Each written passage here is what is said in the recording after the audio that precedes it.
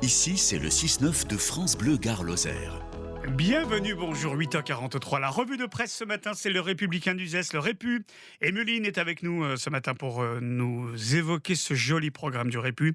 Bonjour Emeline. Bonjour Serge, bonjour à tous. Alors d'abord, les budgets 2023 qui ont été votés en début de semaine. De quoi parle-t-on? C'est quel budget? Alors, ce sont les budgets de la CCPU, de la Communauté de communes Pays d'Uzès et de la CCPG, Communauté de communes Pont du Gard.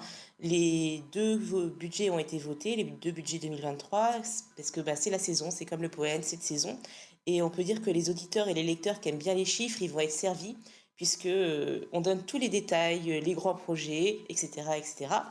Et on peut noter que du côté communauté de communes du Pays d'Uzès, il y a eu quelques dissensions concernant la zone des Sablas qui a été assez largement débattue, un projet qui date déjà depuis quelques années. Et côté communauté de communes du Pont du Gard, le budget n'a pas du tout fait l'unanimité parce qu'il y a un tiers du conseil qui a voté contre. Ah, d'accord. Autre chose à l'honneur dans votre Républicain d'Uzès, un forum de l'emploi. Oui, tout à fait. Donc là, la communauté de communes Pays d'Uzès organise son 15e forum de l'emploi mercredi prochain, donc le 12 avril à l'Ombrière d'Uzès. C'est entre 9h et 13h. Il y aura plus de 200 offres d'emploi et 80 stands d'entreprise. On retrouvera, classique Haribo, qui est un peu un des emblèmes d'Uzès, Ouais. Carrefour, Guézy, Intermarché. Et on retrouvera également l'hôpital d'Uzès parce que Jean-Luc Montagne est le parrain de cette édition.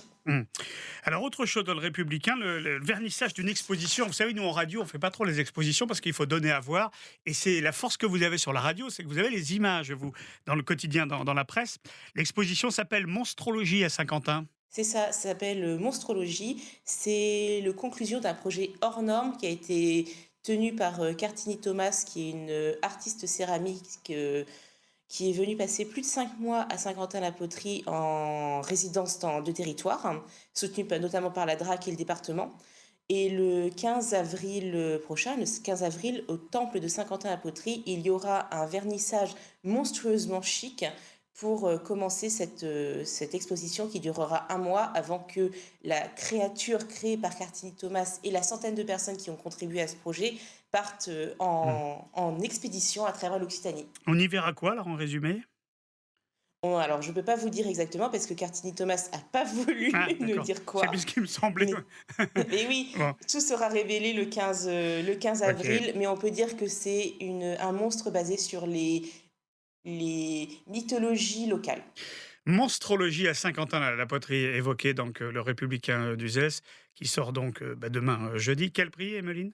1,30 €, on ne bouge pas. Eh non, vous ne connaissez pas l'inflation, vous maintenez, c'est très bien, bravo. Amitié à toute la rédaction, Emeline, Républicain d'Uzès, ce matin dans notre revue de presse. À bientôt. Bonne journée. Bye. France Bleu.